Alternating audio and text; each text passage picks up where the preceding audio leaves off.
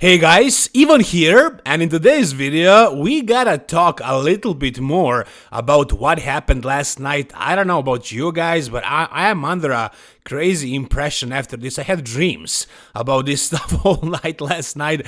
I was so shocked last night. I don't know if I digested this still, but this is crazy. What happened here was absolutely crazy.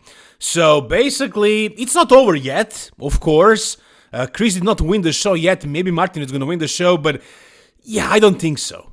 I think it's pretty much in the bag for Chris Bumpstead. I think Chris Bumpstead won this show, but even if he didn't, even if he just pushed Martin this far, stayed in the center of the call-out the whole time, and actually simply looked this good in this sort of a lineup, I mean, this can mean a lot of things. A lot of things. And I've seen this question asked many times in the comment sections. People are saying, if Chris wins, this is going to change bodybuilding forever.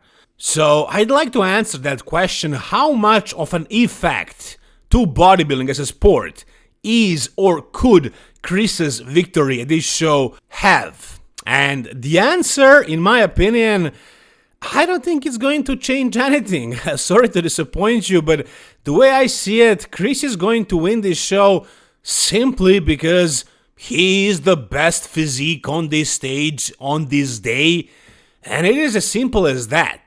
I don't think the show is rigged at all. I mean, again, Chris didn't win yet, but if they give it to him, I don't think this is set up. I don't think they're gonna give it to him because of his name, or because of his popularity, or because he might come and do the Open Olympia if he wins this.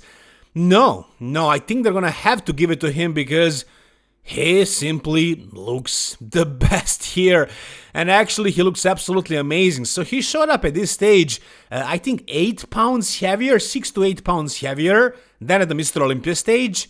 I think his conditioning is basically the same in terms of body fat, but I think he's simply fuller. Maybe he even got back some of the muscle he lost while he was cutting for classic physique weight cap, but I don't think he was that much bigger, right? I mean, he wasn't, for sure.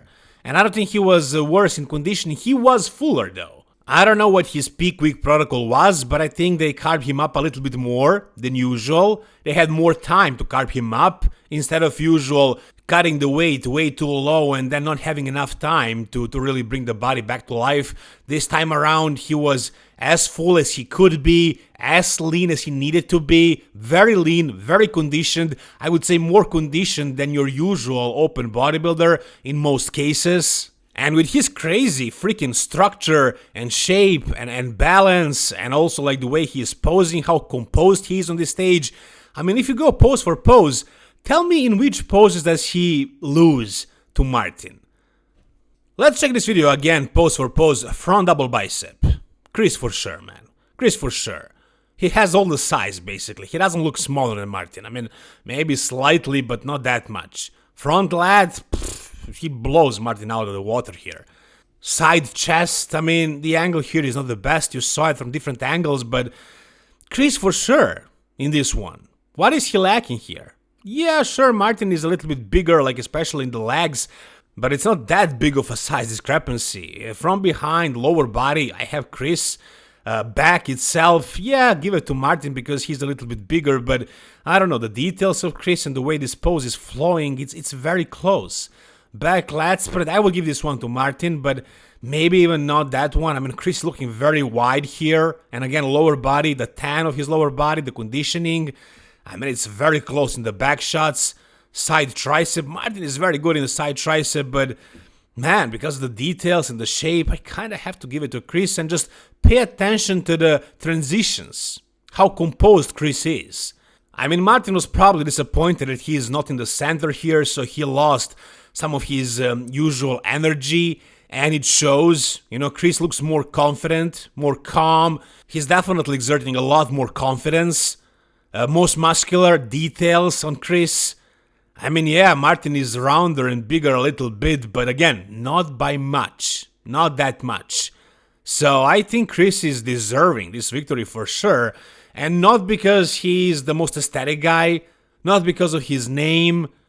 This, in my opinion, doesn't affect bodybuilding at all. I think Chris is simply the best guy on this stage right here today. And Martin, I would say he is slightly off. It for sure isn't like a horrible version of Martin Fitzwater. I think he's also better than he was at a New York Pro or Detroit Pro. Maybe a little bit less conditioned than at the Mr. Olympia.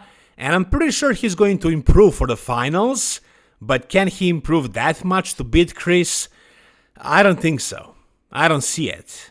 It's not like he's at like 70% and he's gonna come at like 100. I think he's like maybe 90, 95 right here. And he might come at 100%, but maybe he's gonna come in even worse. Maybe he's so stressed right now that he's losing to the classic guy.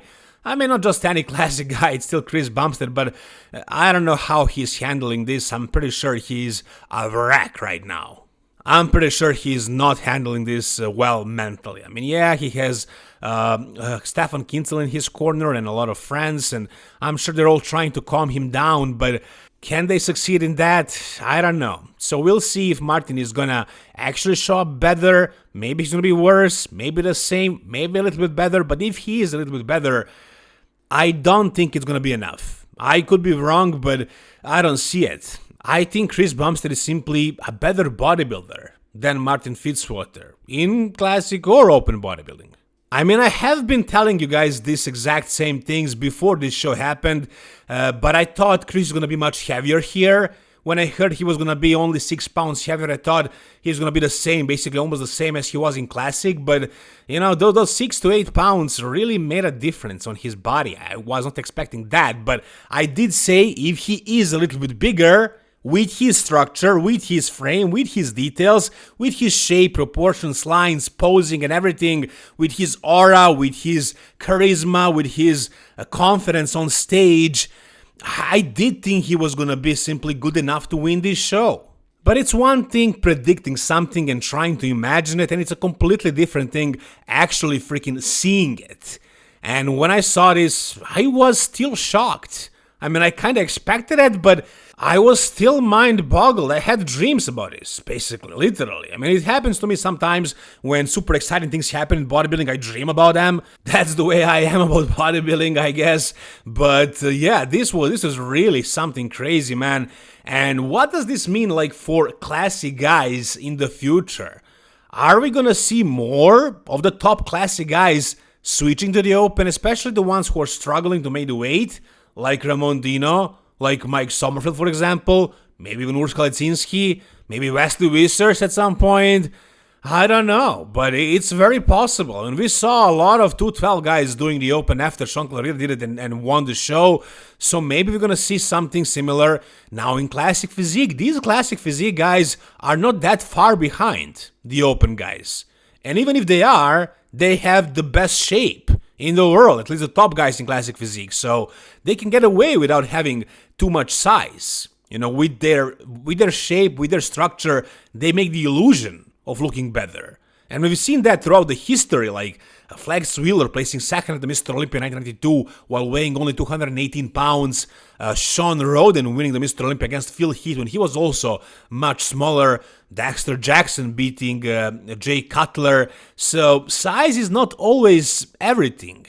You know, structure, shape, details, the illusion is the most important thing. Bodybuilding is an illusion.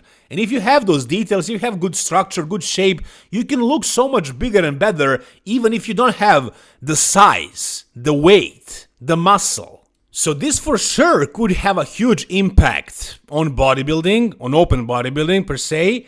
But what does this mean for the next year's Mr. Olympia?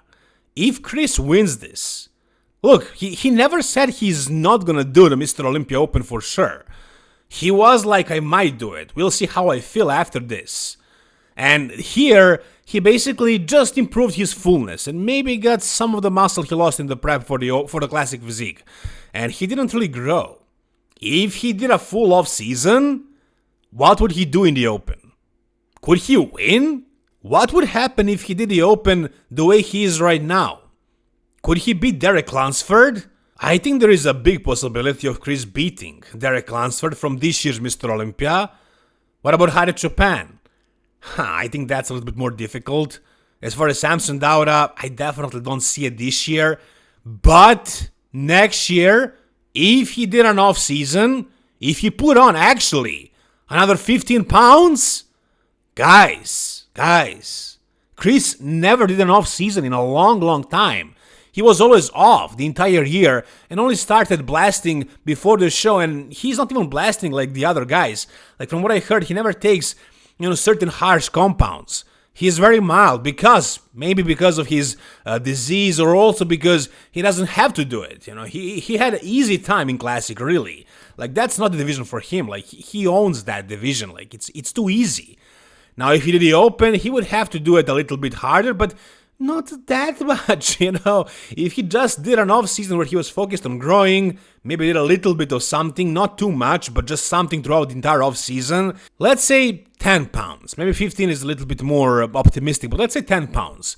If he improved, let's say if he grew his legs a bit and his back, could he actually push Samson Dauda? Well, if he did a full-blown off season, if he did everything, whatever it takes to grow, if Hani, who is now retired as well, if he got back from retirement and just focused on Chris and improving his physique as much as possible for 1 year, I think Chris would win the Open. I think Chris will win the Open next year. I definitely do think so. But whatever you guys think, tell me down below in the comment section. If you guys enjoyed this video, give it a thumbs up. Stay tuned for the finals tonight. Thank you guys so much for watching this video. See you soon. All the best and bye-bye.